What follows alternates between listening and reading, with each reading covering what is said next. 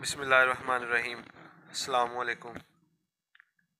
आज हम class 10th physics उसका चैप्टर नंबर 1 जो कि simple harmonic motion and wave से रिलेटेड है, उसका टॉपिक पहला सिंपल हार्मोनिक मोशन, उसकी दूसरी example ball and bowl system, उसको डिस्कस करेंगे।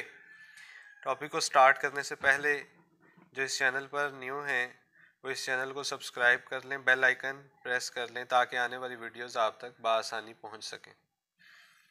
अब जैसा कि हम देखेंगे, इसमें ball and bowl system is an example of simple harmonic motion. अगर तो ये सिंपल हार्मोनिक मोशन की एग्जांपल है तो इसको अपनी मीन पोजीशन के इर्द गिर्द टू एंड फ्रो मूव करना चाहिए। तो हम देखेंगे क्या ऐसा है। अगर तो ऐसा है तो इट इज़ अगर ऐसा है तो इसका मतलब ये सिंपल हार्मोनिक मोशन की एग्जांपल है।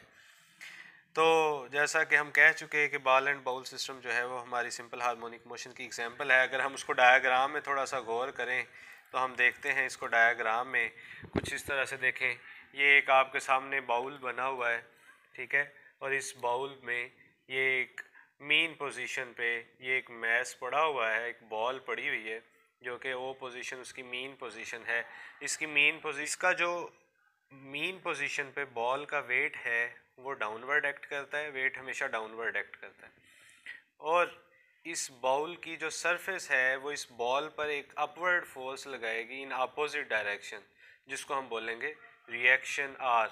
ये वेट और ये रिएक्शन दोनों एक दूसरे को कैंसल आउट करेंगे, तो ये बॉडी जो है, ये बॉल जो है, ये अपनी मीन पोजीशन पे एट रेस्ट पोजीशन पे पड़ा रहेगा।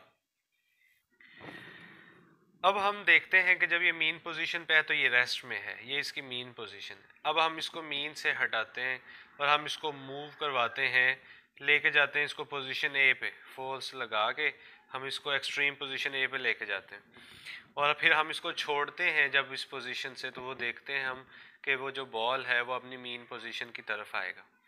और ये लास्ट टॉपिक में भी हमने पढ़ा था कि जब वो रीस्टोरिंग फोर्स की वजह से वो बॉल मीन पोजीशन की तरफ आएगा तो यहाँ पे ये रुकेगा नहीं, इनर्शिया की वजह से ये आगे एक्सट्रीम पे जाएगा और फिर नेक्स्ट एक्सट्रीम पे जाके ये वहाँ पे एक लम्हे के लिए रुकेगा और फिर दोबारा अपनी मीन पोजीशन की तरफ ही आएगा। तो ये अगर यहाँ पे इस प्रोसेस में, इस सिस्टम में फ्रिक्शन की फोर्स ना हो तो ये बॉल इसी तरह से अपनी मीन पोजीशन के इर्द गिर्द टू एंड फ्रो मूव करता रहेगा। लेकिन अगर यहाँ पे फ्रिक्शन है, फ्रिक्शन कब होती है? जब दो ऑब्जेक्ट आपस में एक दूसरे से रब खाते हैं। अब देखें यहाँ पे बॉल जो है वो इस सरफेस से टकरा रहा है, इसका मतलब फ्रिक्शन प्रोड्यूस हो रही है, इसलिए बॉल जो है वो टू एंड फ्रो मूव करता करता आहिस्ता आहिस्ता आके अपनी मीन पोजीशन पे रुक जाएगा।